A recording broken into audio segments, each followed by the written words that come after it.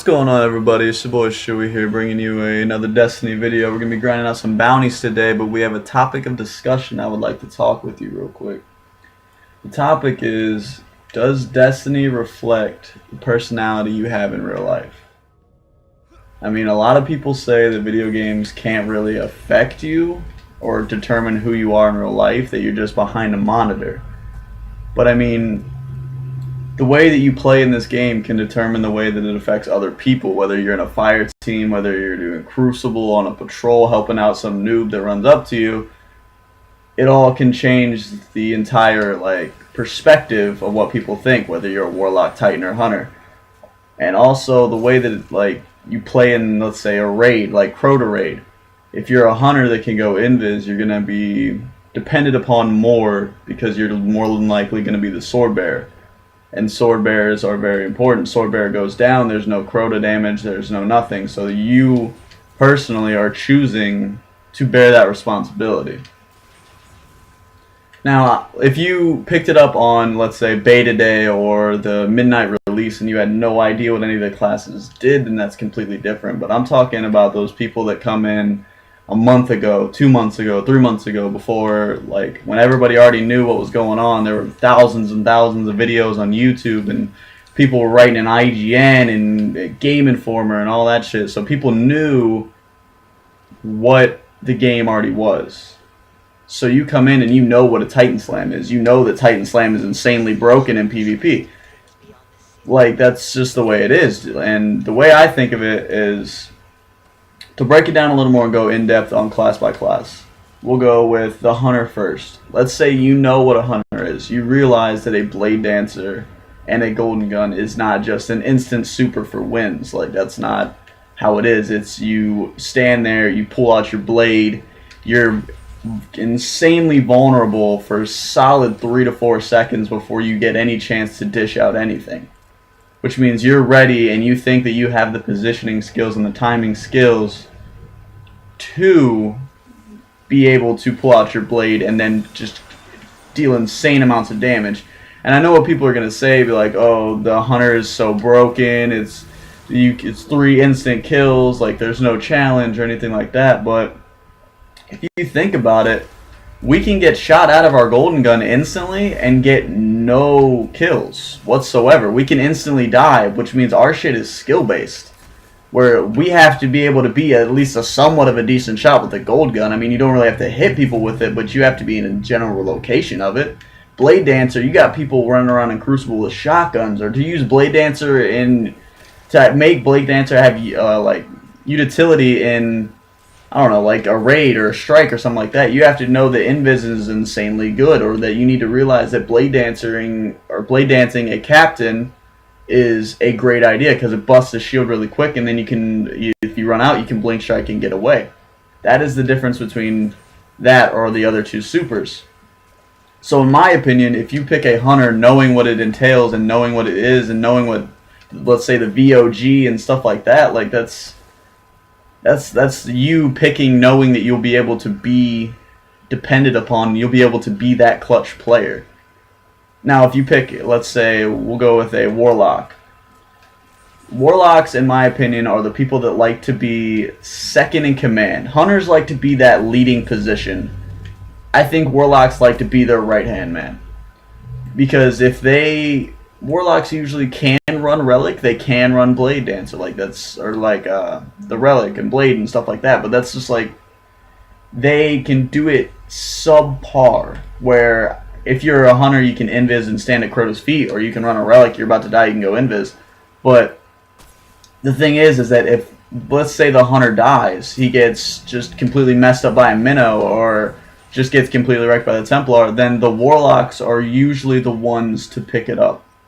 Because they know if, let's say, they pick it up and then they get wrecked, they can self-res. Let's say the Relic is surrounded by stuff. They can Nova Bomb, clear it out, get everything they need to, and get the Relic and get it safe. That's just the way that they do it. They like to be that dependable backup crutch, where if everything else goes wrong, Warlocks are left standing. That's just what they are. They're the defenders of light. They're the intelligence. They know. They have battle tactics. That's just from their Grimoire cards alone. Not to mention that warlocks are usually the ones that they're very knowledgeable in the game. People realize that warlocks are really good. They have utility in both PvE and PvP, with Nova Bomb and PvP just taking out flags like it's their day job, and self-res coming in super clutches, and whether it's nightfall, strikes, raids, whatever.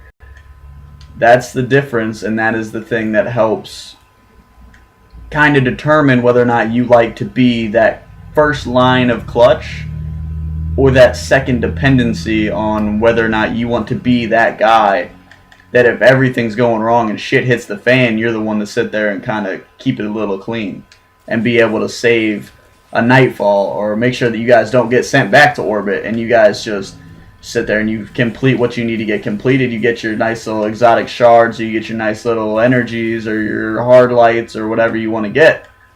Like, that's what they make sure that they're there to do. So then when everybody's sitting there freaking out saying, don't die, don't die, don't die, you can be like, don't worry, I got this shit, I have my self-res.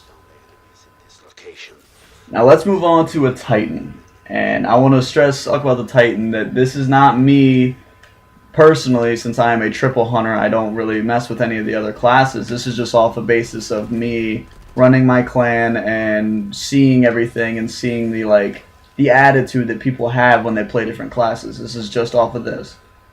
But the Titan, in my opinion, are those people that have faith in themselves, but don't at the same time. They want to make sure they have a for sure value in the team. Whether or not it's everybody's getting surrounded, you Titan slam and clear it out, and you're in the Abyss and Crota's Raid, they slam kill all the thralls, everybody's safe on the freaking thing with the Aftermath, and then you can just chill. Or whether or not you're on the final bridge to cross in the Abyss and they throw up a bubble, which a bubble is always useful no matter what you have on it, whether it's Blessings of Light, whether it's Weapons of Light, whether it's Armor of Light, no matter what it is, you're always getting something that's beneficial. So that kind of shows that, in my opinion, they have self-confidence in themselves that they'll be able to be alive to get the I don't know what you want to call it, like, usefulness out of their playing. But they want to do it to where they think it's for sure, just in case, because they think they might not be able to do it. And in my opinion, like, that's perfectly fine with me. Everybody's useful in a raid. I don't think we'd be able to do the hard raid without a bubble on the left side, you know what I mean? Like, that's just how it is. You have to have everybody there. Everybody plays a position. Everybody plays a part. But this is just my opinion on it. And I think overall that hunters majority of the time take the lead. They are the leadership of a raid team. They're leadership of a strike team. They're leadership of a fire team. Whatever you want to call it. They are the leaders. The people that have the intelligence on it or usually go more in-depth about the game because they know coming in that warlocks are insanely good. Like, warlocks are good, and don't get me wrong, Sunsinger takes talent to use. In PvE, it doesn't really take as much talent, but in PvP, if you can sit there and wait and time it perfectly and then self-res and mess up a kid's life, more power to you, man. But that's just how I see it, and I think that they would fit better in second of command, and then Titans would sit better in third of command, that then can rock their own type of position where they want to do a bubble or a Striker Titan. Because Striker Titans, by the way, I completely forgot, this slipped my mind. So all you Striker Titans out there, your guys' stun grenade with Armentarium is disgusting. You can stun an Ogre, you can stun a Witch or a Wizard, you can stun anything really, as long as it's not a freaking boss. Like, that's literally, you can stun whatever you want, and it's amazing. I don't think I've ever had an angry moment when I'm about to die and Shamo comes in and throws a stun grenade and saves my life. Like, I depend on Titans as well. They're very dependable. That's what I like about them, but I don't know if they would be good for a fit position of power. And, like, if you look at it as well, I mean, everybody's going to argue with me and be like, hey, the leader of the Vanguard is a Titan, so you're saying that he's kind of like shouldn't be in power. No, that's completely different in my opinion. Because I don't know if you guys read up on Grimoire Score, but Ikora Rey is the Vanguard mentor, and she was a huge Crucible champion. She invented the invective, and she was running just mopping people, just destroying Guardians in the Crucible. And she was one of the top people with most recorded Guardian kills, and blah blah blah, and she was just this like super legend, like freaking Russell Crowe off Gladiator, just completely smoshing everybody. And like that's why she's second, because she kind of dimmed down a little bit. But like, there's not too much story about Commander Zavala. Like, there's really not. And the thing is I don't know if he should actually be in power. I think the only reason he's in power is because Titans are really powerful. Like, Titans are insanely powerful. Like, Titan Slam is just broken in PvP. I mean, people can argue with me and be like, oh, Golden Gun is just as broken, or Supernova is just broken. It's not. I'm sorry, but if you get the, what is it, Headstrong perk with Titan Slam, and you just go invincible and nothing can stop you from hitting the ground, and even if your dead body hits the ground, you're killing people, like, it's broken. So, like, that's the only thing is, like, maybe he was better than Ikora Ray in PvP, and then the Hunter Vanguard mentor, he's known for his fight with a Vandal. And he fought off waves and waves and waves of Hive with a Vandal. He didn't fight the actual Vandal until the end. Spoiler alert. But he was one of those people that, like, he's done crazy shit in PvE, which then leads me to think maybe he's the leader of that due to the fact that Hunters are so good in PvE with Invis and all that nonsense, and they usually lead very successful raid teams. So I don't know. That's what I'm basing my status off of, and I'm also basing this off of playing with people just by seeing the common traits in people that pick Titans and common traits that people pick Warlocks and Hunters. And like the people in my clan, like for instance, is you have our Enigma man G-Master. If you've been watching our videos, he is a Warlock. He's one of the best Warlocks we have, if not the best Warlock we have. And he is perfectly fine with sitting in that passenger seat while I lead a raid team. And I know, like, people will probably argue this, but, like, I dedicate a lot of my time to this game. I train myself to be very good as a hunter because I run a triple hunter. So, like, I would probably deem myself as one of the best hunters in the clan, if not the best hunter in the clan.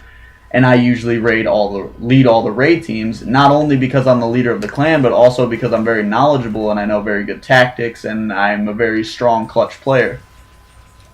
So just using what I've told you and then using the basis off of that, look at your own squad and see. If you don't have a squad, go with some Randies and look at the Randies. Like, see, like, if you're not a hunter, don't go in there trying to coach shit, because I guarantee you there's going to be a hunter that's going to be very, very predominant with his leadership role, and he's going to fight you for it.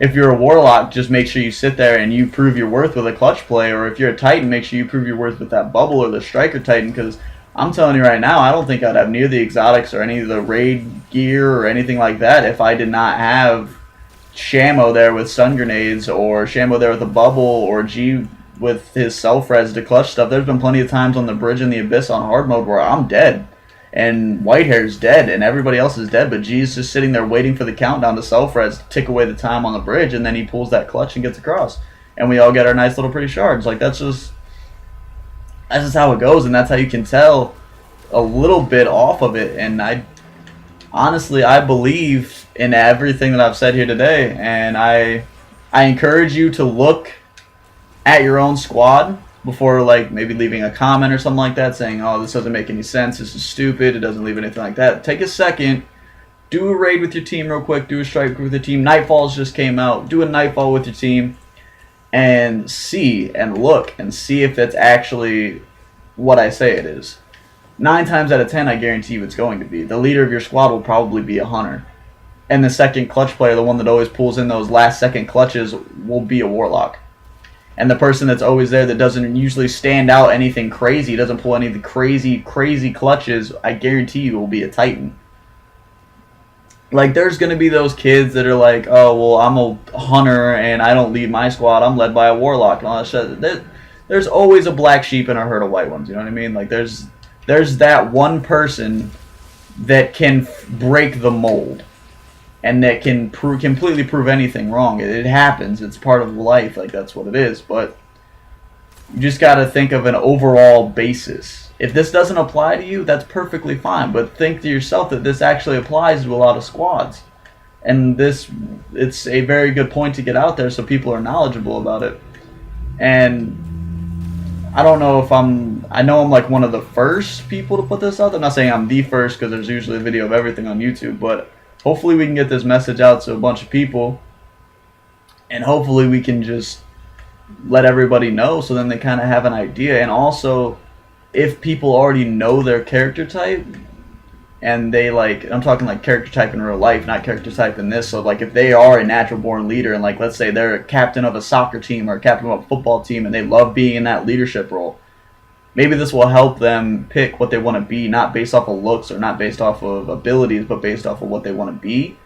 Then maybe somebody that picks up the copy when the House of Wolves come out will be running a hunter instead of a warlock because he liked the way that the fact that they're like a wizard. Or maybe he'll pick a hunter because he wants to be a leader, not a wizard because he thinks that they look cool.